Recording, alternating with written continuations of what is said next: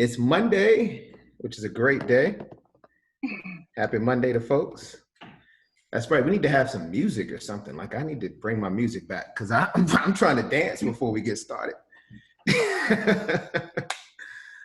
You know, it's always good. See Tiana, she's ready to get down. She's from New Orleans. She knows.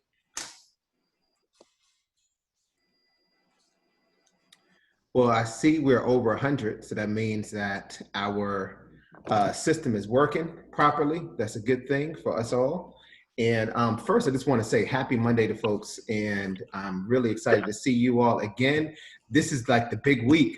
This is the big week. The reason why it's the big week is because we're going to be conducting our feasibility analysis. I mean, I have some inferences, I'm sure you all do, as to where we're going to be going, but this is really going to allow us to determine what is feasible in regards to our reopening planning. And one thing that's going to be very important for all of us as we go through this week's process is, one, to continue to be open-minded, and two, to be thinking through, not just necessarily what's feasible as a whole, meaning like overall, but also what's feasible for some of our most vulnerable students. So for example, and this is just an example, I'm not trying to tell everybody what to do, but for example, if we are 100% virtual, right? Is it feasible for every student to be 100% virtual? Some students may need some in-person instruction for whatever reason, whether it's a student with special needs or a student who's EL or a student who doesn't have childcare. I mean, there can be a number of reasons why there is some form of in-person. So we may want to just be thinking about that as we go through this week. But today, you all are going to be able to go through the day in the life of a student, of a staff member. This is going to be really, really eye-opening, I believe. We talked about it last week, or I've been able to talk about it with our team of what this all is going to look like moving forward. And I think it's going to be extremely helpful for everyone to understand, kind of like putting yourself in the shoes of a student or of a staff member in either one of these models.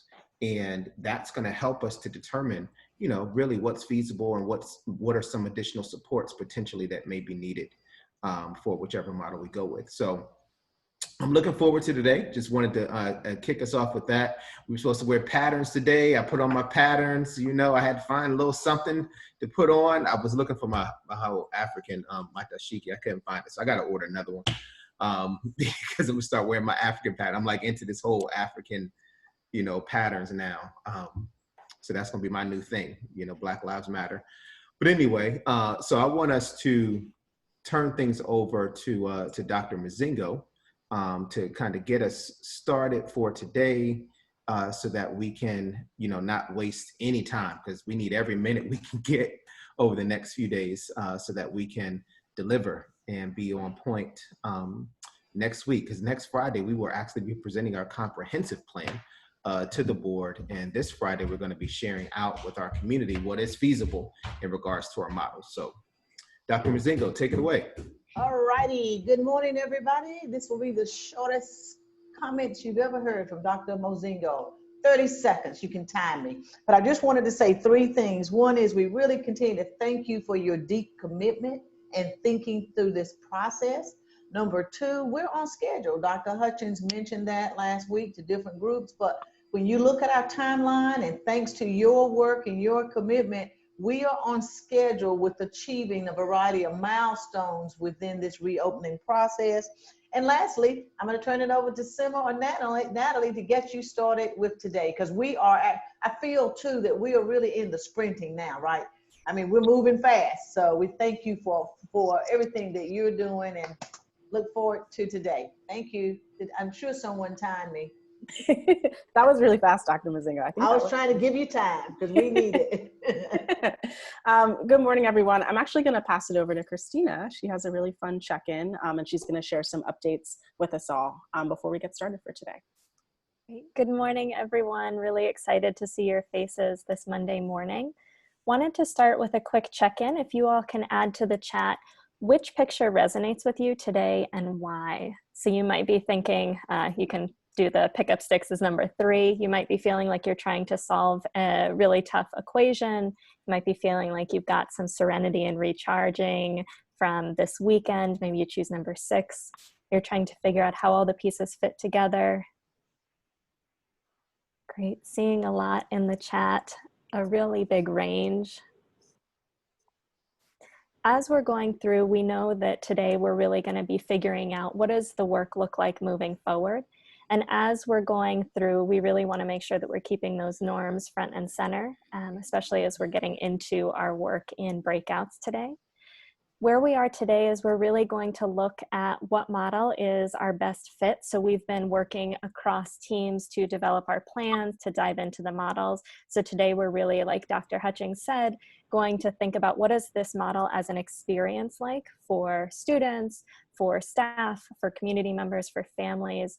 So we're really excited to dig in there.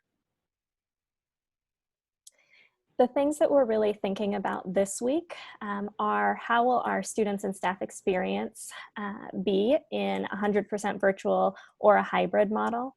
We're really going to start to test which one is more feasible within our constraints. So those are conversations and our focus this week.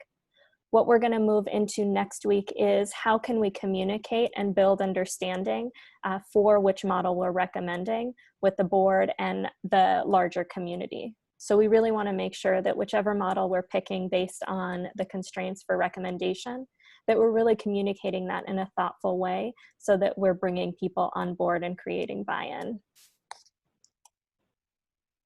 What we're going to do today is actually stay whole group. We're not going to jump into our cross-functional planning team Zoom rooms. We're going to go over some schedule guidance updates.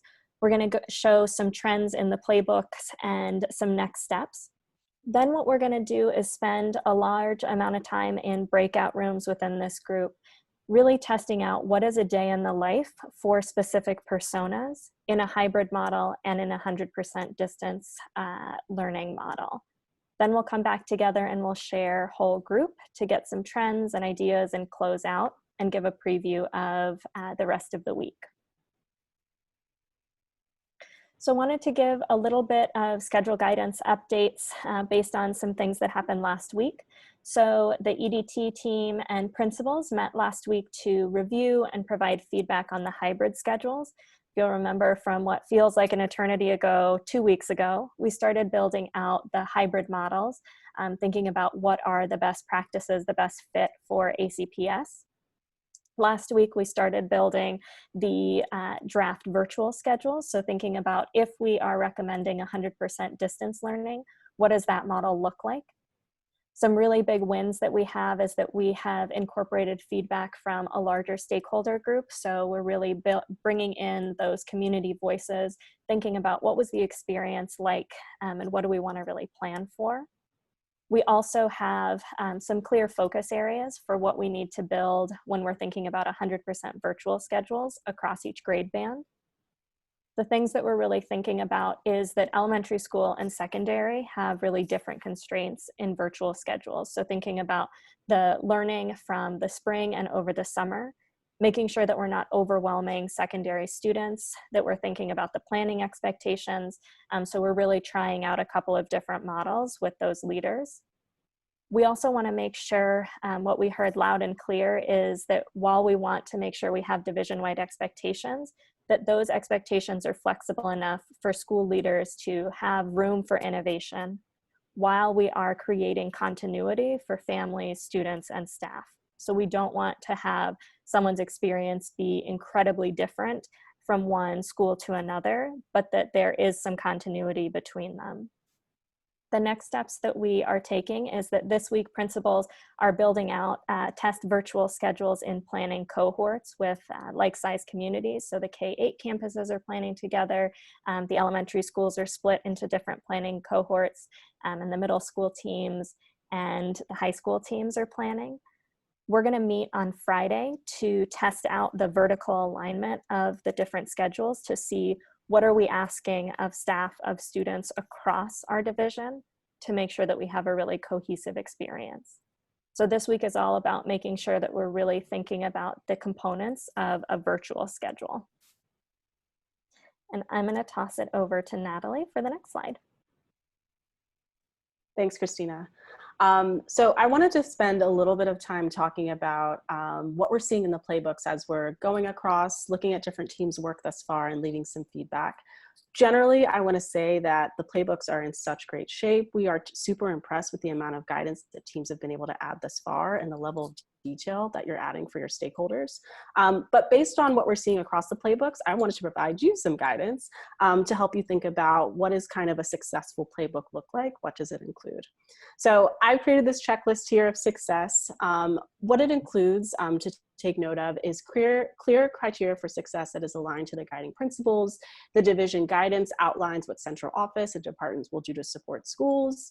The division guidance is really succinct and clear and is aligned to all of the essential questions from the VDOE. The what we heard, if applicable, references survey data and other engagement data, qualitative and quantitatively. There are school-specific action steps that are specific and actionable and are also time-bound, if applicable. You're also designating hybrid and virtual there on the side where you see those little check marks. And then also, if necessary, you're linking applicable resources for school teams to reference if they have more questions. So last week, our team did a deep dive across the various playbooks to see where are people headed, what are some trends that we're seeing, and how can we offer additional support. So what we discovered is that the first, second, and fourth kind of criteria for success is across playbooks really strong. But we did notice some growth when it came to writing the school-specific action steps and also linking some applicable resources along with some other quick tweaks that we can make to playbooks. So what we did last week, and you may have gotten a lot of notifications as I was leaving comments, is just went through and left some more detailed feedback for you and your teams to reference this week as you continue to put the finishing touches onto your playbooks. There's also a quick note that I want to make when it comes to writing guidance. We like to call it the Goldilocks rule because we understand you're sharing a lot of information. Sometimes it can be difficult to discern what level of specificity, what grain size of information should I be giving a specific stakeholder. So the Goldilocks rule is kind of what it sounds like. There is guidance that is too broad. There's also guidance that is too specific, and there's guidance that's just right. So we've added this guidance about the guidance here to give you a sense of what we mean by just right. So an example of too broad might be, we are establishing procedures for picking up ill students. Doesn't really tell a stakeholder the how. Versus something that might be too specific is you have students must be taken to an isolation room that has no more than 3 students at a time. The nurse must screen students entering building for pickup of students. But the just right might have clear action steps that are aligned to the stakeholders in the building and just giving a little more flexibility where necessary for the school leader to make a decision about how they want to implement this action step. So I'll put this in all of your playbooks so you can reference back to it. But I wanted to show kind of what goes through our mind as we're reviewing action steps as well to keep that transfer of knowledge really transparent here too. I want to pivot a little bit to talk about what's going to be happening this week regarding the playlist. So I want to share here that our expectation is that the playbooks should be complete by no later than end of day Wednesday. This is so that we can take the time to transfer all of the playbook pages to one place. We can put the finishing formatting touches on things and really get them ready to share with the board and with the community. So I wanted to share that kind of due date with us today, along with sharing the why of all the feedback that we've been leaving too. And of course, our team is here to answer any questions that you have throughout the editing process. You can email us, you can text us. We're here to support you no matter what when it comes to creating these resources. Okay, so we're gonna talk a little bit more about our activity for today, which is this day in the life that you've heard so much about. And before we give you kind of the protocol and break you out into your smaller groups, we want to start by saying and really emphasizing we are all designers through this process, whether it comes to designing the schedule, designing our playbooks, just thinking about solutions that are really going to help our community. We are all really taking on the design thinker's mindset. When we talk about design thinking specifically, it is human-centered design that takes a creative approach to problem solving. And you see the different hexagons here of empathizing, defining, ideating, prototyping, and testing. We have really gone through all of these different steps in one way, shape, or form throughout this reopening planning process. When we were empathizing, we were doing our community chats, we were serving our community, we are maintaining relationships that we have throughout the division to glean more information about what is the best fit for us. We're defining their needs when we talk about what are the different plays that we want to add in their playbook. We're ideating as we add specific guidance, and we're prototyping solutions along with testing those solutions today as we go through our day in the life. And sometimes, although it looks like a more linear process, design thinking often is not that way. And I think especially during the reopening planning process, it did not feel that way. It felt sometimes messy, obviously stressful. And so we want to also name that while design thinking looks kind of pretty on the slide, it often doesn't feel that way. Okay, so we want to put it up here in the forefront because we know that equity for all is a key concept of your strategic plan. And what we believe at Education Elements is that racism and inequity are products of design. That also means, though, that they can be redesigned. And a really powerful part of taking on the design thinker's mindset and going through this day in the life activity is that we can redesign these longstanding inequitable systems in this division and make sure that what comes out of these designs is better for all. So let's talk a little bit, oh, thanks, Dr. Hutchings, I saw your hand clap there. So let's talk a little bit about what this protocol is gonna look like. Again, the reason why we're doing Day in the Life, it's gonna help us test these solutions that we started to build along with the schedule guidance, the playbooks, and it's also gonna help us understand for various personas across the districts, our students, our staff, instructional and non-instructional, and our parents and guardians, what will it be like for them to go through a day 100% virtually and hybrid. More specifically, I want to talk about feasibility for a moment. That's a term that you've heard us throw out a bunch these days. And so first and foremost, want to define that feasibility is defining what is the best fit for opening based on a consistent set of criteria that you see below. What it is not is looking at what other divisions are doing, taking the easiest route, or seeing what's on the news and going with that. So wanted to put that at the forefront of what we're going through today. More specifically, what this activity of Day in the Life is informing are the different inputs that we're using to assess feasibility and our vision as another way that we're assessing feasibility. So the feedback that you're giving us today at the end, when we talk about what was it like to walk through for this persona, what were the bright spots, what were the challenges, that will directly inform how we think about what is feasible for our division. So this is a really important day that we're going through. And lastly, I want to say, it is okay to not feel okay. This process has been really stressful.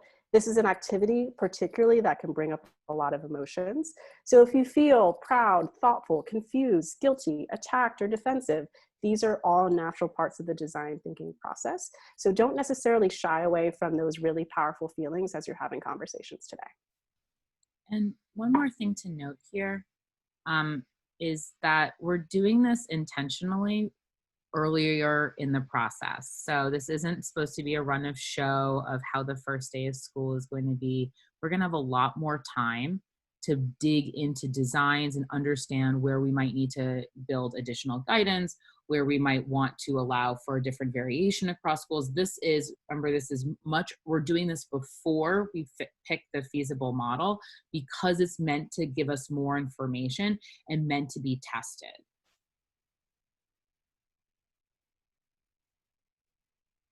That's it.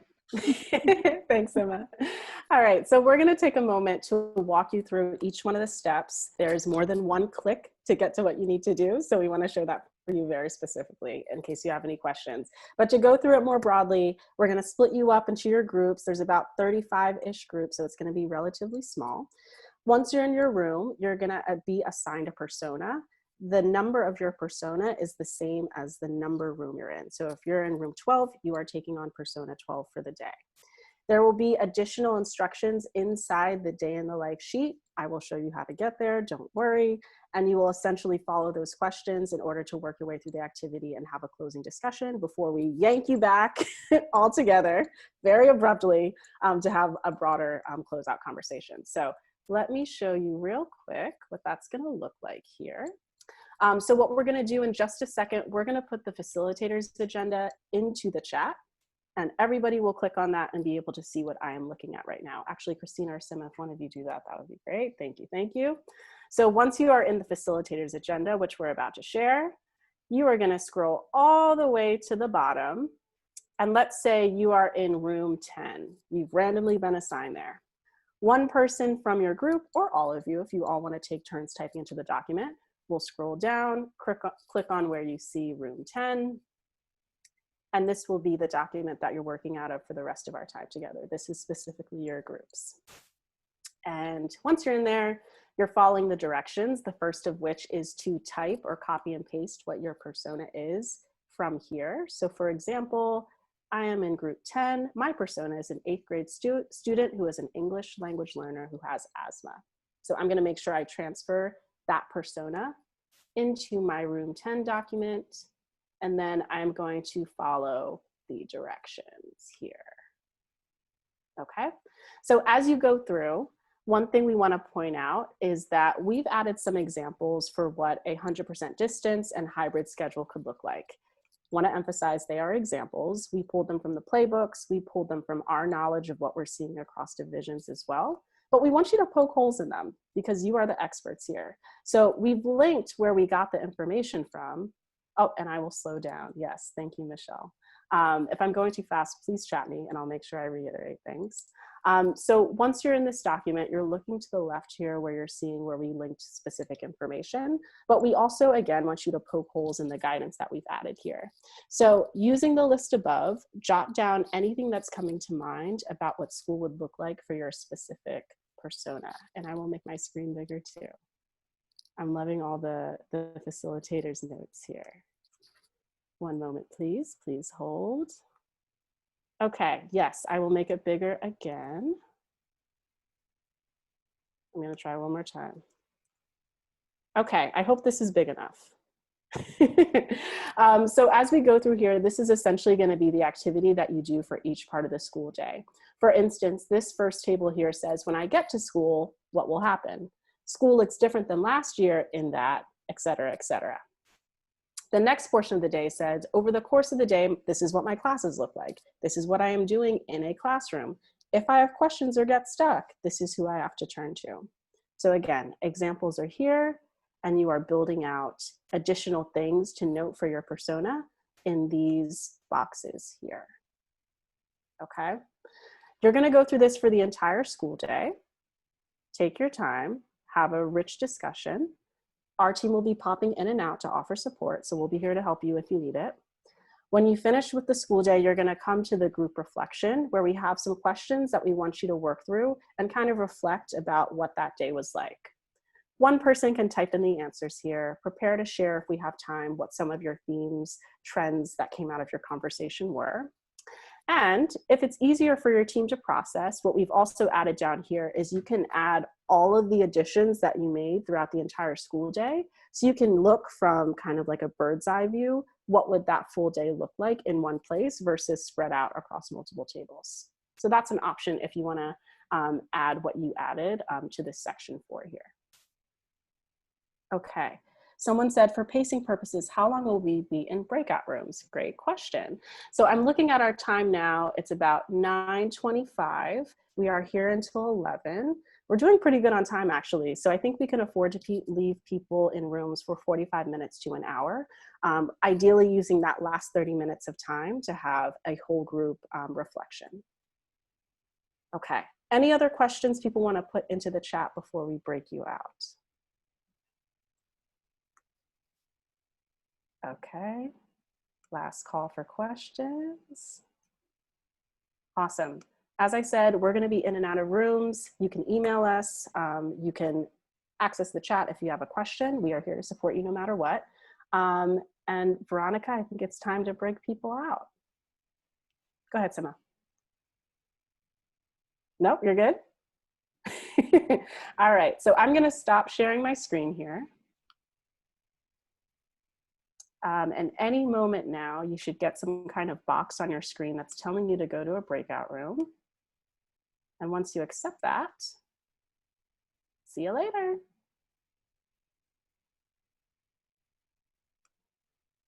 Bye. Sahar. Yes.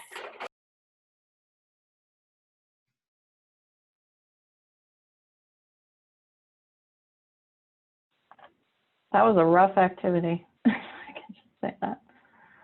Deep discuss, deep thinking, right? Mm-hmm. Deep, that's Bloom's taxonomy at the highest level, right? You're back and forth. You had a good process last week, Erica. Your decision-making process was excellent. Thank you. It was. Hello there. How are you? Oh, Somebody's singing. We probably, like Dr. Hutchins said, maybe we should have some music. Christina, you had the nicest music last week. It was really thank nice. you. You were playing some really good music. I'll send out the playlist and then we can use it for Wednesday, whoever's sharing. Like SEL. Oh, okay. Hi, everyone. Just a reminder, when you come back from breakouts, it automatically unmutes you. So if you can just make sure that you're on mute when you come back to the whole group.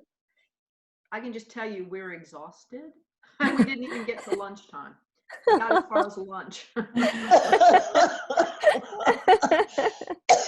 Tell us how you really feel. Oh. You mean cognitively, right? Right. Just thinking. And sadly, it's not even lunchtime now, so you can't even make believe and go to lunch now. Break with some. You Yeah, could, but but you need to have a early. banana, but, huh?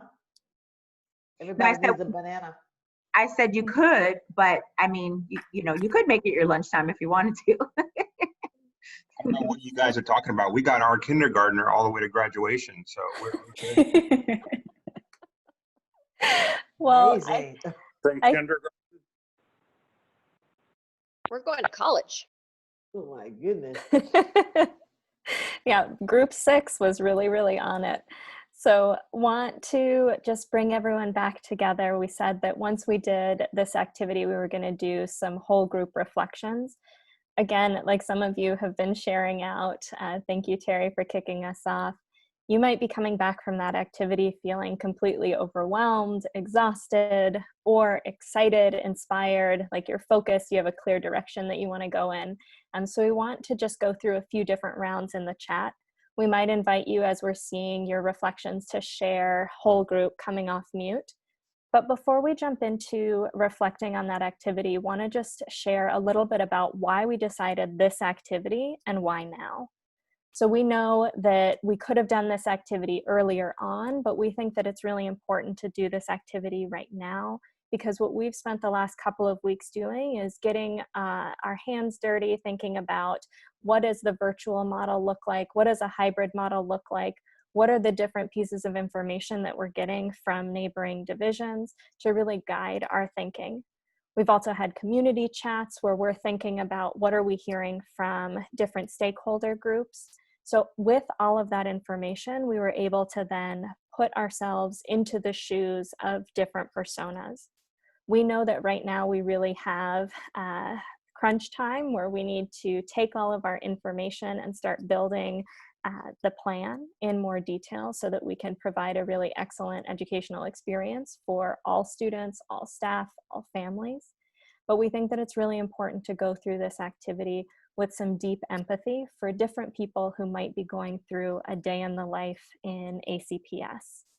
So we're going to start with our first round, just asking you how it felt to go through the day wearing a different hat. It might be a persona that you are deeply familiar with, or it might be a persona that was really unfamiliar for you. So how did it feel to go through the day with your persona? Take a couple minutes and add to the chat.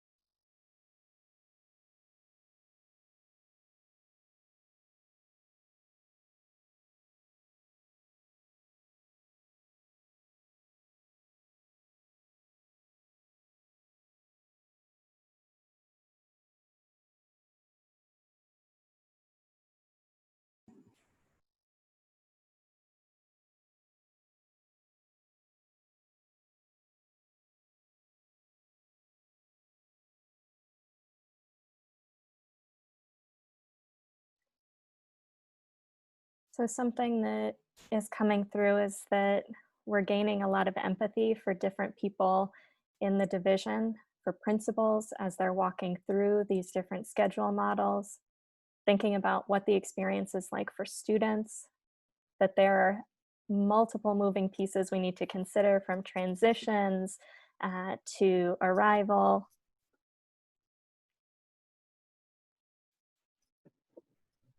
that this might have felt stressful or overwhelming, but really helpful in seeing some of the pieces we need to plan for. Details, details, details.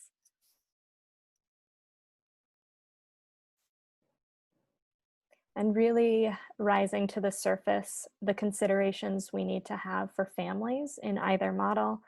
What are the supports we need to build so that they can really successfully support their students in turn?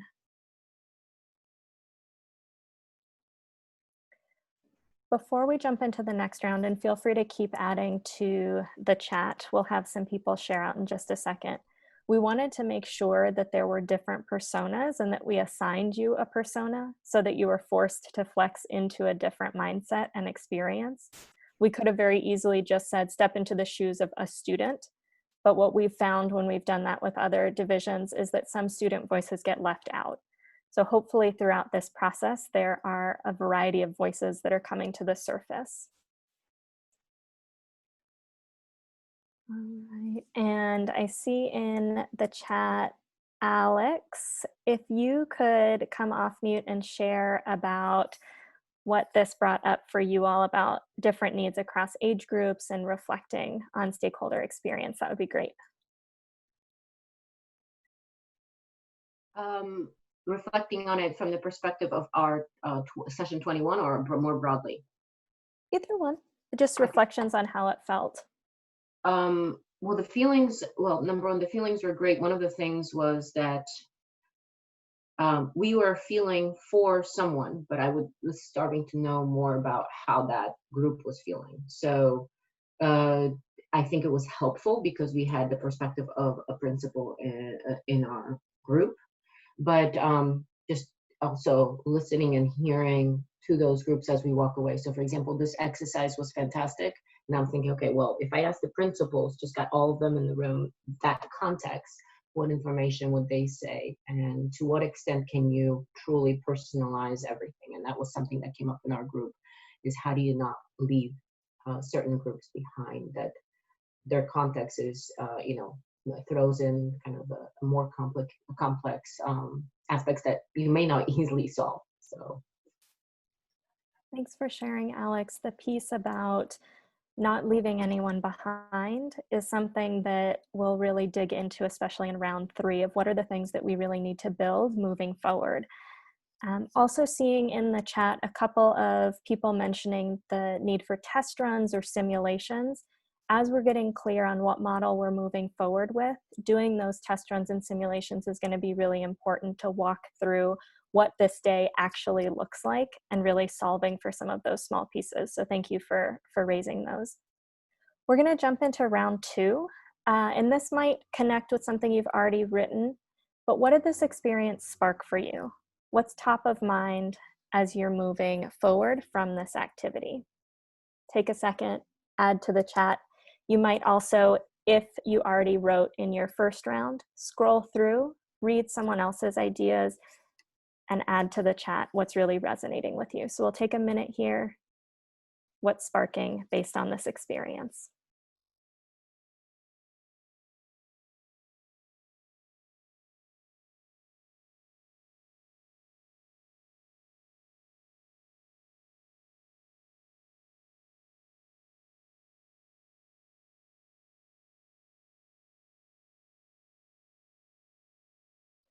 Seeing the importance of structures, on being really clear about supports, deep empathy across all levels,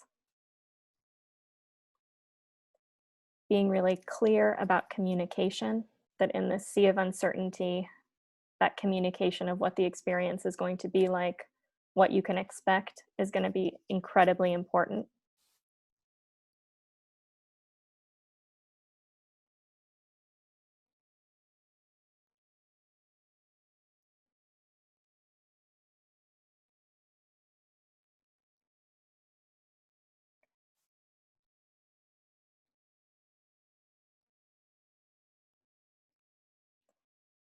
Charmaine, if you could come off mute and share what you're thinking about supporting across different families or communities.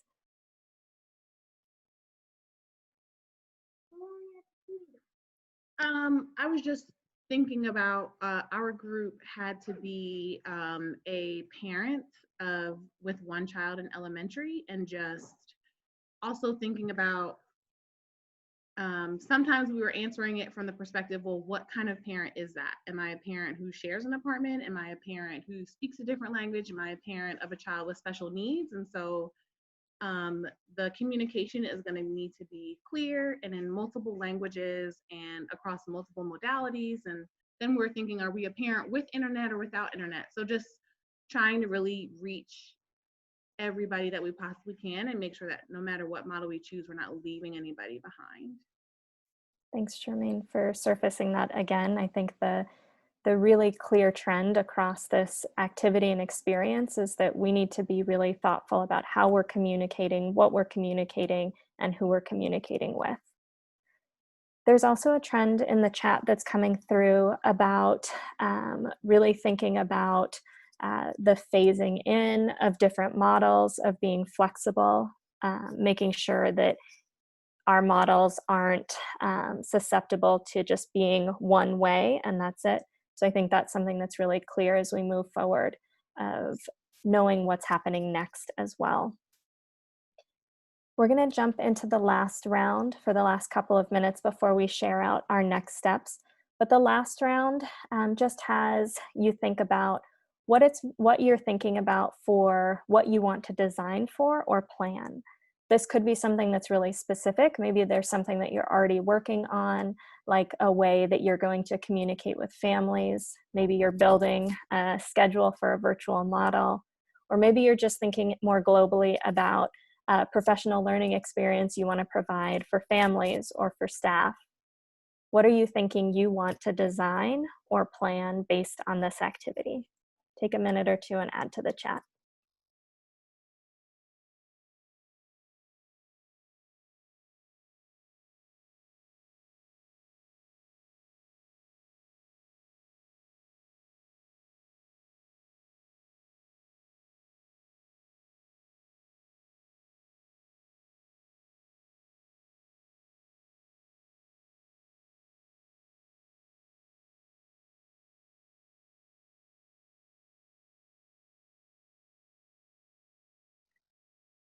And while teams are taking a second to add, Jody, if you could come off mute and share what you're thinking to support families.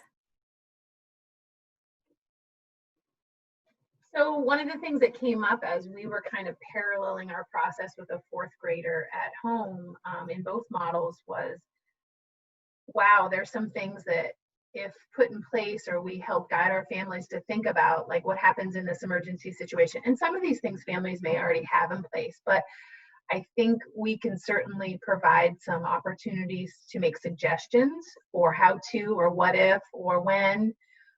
Families have particular scenarios with multiple siblings, younger siblings, others who might be renting space in an apartment, to really guide families to think about, here are some what ifs, as we even think about food distribution and how do they access food, and what's the process for that if there isn't a parent at home. So some of these things are just popping up as we thought about a fourth grader who might have younger siblings, and how can we guide our families in the case that they might be able to benefit from some suggestions or structures. Thank you, Jody.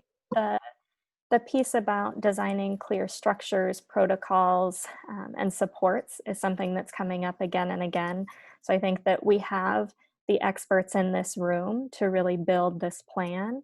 What we're really going to focus on moving forward, and we'll talk about this in the next bit of our time together, is making sure that we have a clear plan of what we're doing, and then now we're going to all jump into planning those supports. Seeing a lot of pieces of building a vision for excellent instruction in synchronous learning and asynchronous learning, supporting families to support their students, curriculum supports. It's really clear the expertise areas and the reason why you all are a part of these cross-functional planning teams, that the diversity of voices and ideas in this particular round of the chat is really exciting. Sema, Natalie, anything you wanted to add to close out this reflection before we jump into our next steps? Sure. I just wanted to say thank you, Christina, for leading such a great discussion, and thank you to everyone who participated in this activity. We understand that it can feel really overwhelming and it's a difficult thing to get through. So just thank you for going along for the ride and opening yourselves up and being really vulnerable in this space. I think another trend that I'm noticing throughout the chat here is mental health and wellness support specifically for staff. And I think that's something that we certainly recognize is a high need and something that we're seeing in various divisions as well. So we're happy to share what we're finding in other districts that we work with too. Before I move on to talk about next steps and close us out in our last 9 minutes here, wanted to pass it to either Dr. Mozingo or Dr. Hutchings. If there's any questions, statements, closing words you want to add to the group before we move on, the floor is yours. Sure, I had to stand up. You know, my Apple Watch said, stand up, it's time to stand up. One thing I do want to add is that, I mean, you all are seeing how complicated this all is. And this is why I was really excited about us doing a day in the life, because it allows for us to put ourselves in other people's shoes, right? And that's the one thing that is going to be so important when we talk about the feasibility. And that's with whichever model we choose. Or whichever model we feel is feasible, because I'm going to stop saying what we choose, right? I'm going to stop saying what we believe is right, because it really is a matter of what is feasible. There is no choice in this point, you know, in some cases. So I'm going to start making sure that I express not only to you, but also to our community that we're just trying to determine what is going to be most feasible to start out the year. And we're going to have to keep in mind that, as you all just noticed, depending on which category or which group you were in, some of our families are going to experience major challenges with whichever model is feasible, right? And we're going to need to find some ways to help mitigate some of that. And I know that we can't solve 100% of everybody's problem. So we're going to have to also, which I have now grown to do, that's why I'm able to at least be sane most days. I've grown to understand that I can never have 100% anything, right? And that was very hard for somebody who strives for 100%. We're not going to be able to solve everybody's problem. So we're going to have to own that, and we're going to have to just accept it. We cannot solve everybody's problem. It's just not possible. However, we can try to provide, you know, the appropriate contingency plans and supports for families who are going to be impacted by whichever model is most feasible for the school division. And we're going to need to be prepared to have immediately, once this goes into implementation, those supports in place. And this is why having you know, a process that's a lot more methodical and allowing us to go through the motions, right? If we tried to do this assignment 4 weeks ago when we first met with you all, this would not have been possible to accomplish within an hour, because you would have had no prior knowledge or any historical context to what we were asking you to do. So everything that we've been doing has been very intentional, and I just love this process altogether. So thank you, Education Elements, for that. Thank you all for being open-minded. Thank you all for your willingness to kind of push through this global pandemic. I keep saying we're growing through this global pandemic. You know, if you're not growing through this global pandemic, your head is in the sand, right? This is an opportunity for you to grow, for you to push through your discomfort. I thank you all for being willing to do that. So I'm going to end with that. I can't wait till Wednesday when we're able to talk more about the feasibility analysis. I think that people in the back of their minds have some ideas now where we probably may need to go, or what we think is most feasible. As we're thinking that in your minds and in your heads and in your groups, also think about whichever the most feasible model is, what are going to be the supports for those families and staff members who might be impacted by the most feasible model. Dr. Mozingo, I'll turn things over to you. Thank you so much, Dr. Hutchings, for those comments. I wanted to just add one statement. I tell you, I was in and out some of the breakouts, and we can really see the progress with the teams, with their thinking, your questioning, the sense of empathy.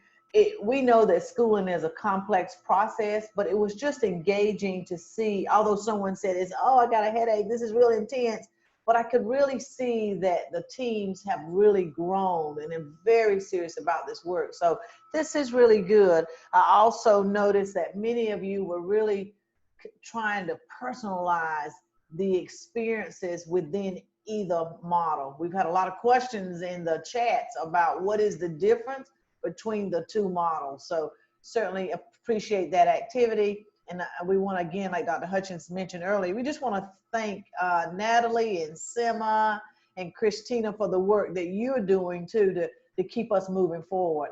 And so I think those are some reminders, right, that you wanted to share with them as they go forward. But we thank you too for helping and continue to move us through this process. If you need any support or any feedback or just want either of them to serve as thought partners, just reach out to them because they're available to help us keep moving through this process. Thanks, Dr. Mozingo. And on that note, want to share a reminder moving into Wednesday that playbooks are due end of day Wednesday. Please, if possible, meet with your teams between now and Wednesday. We'll be giving you some time on that day to continue working between 9 and 11.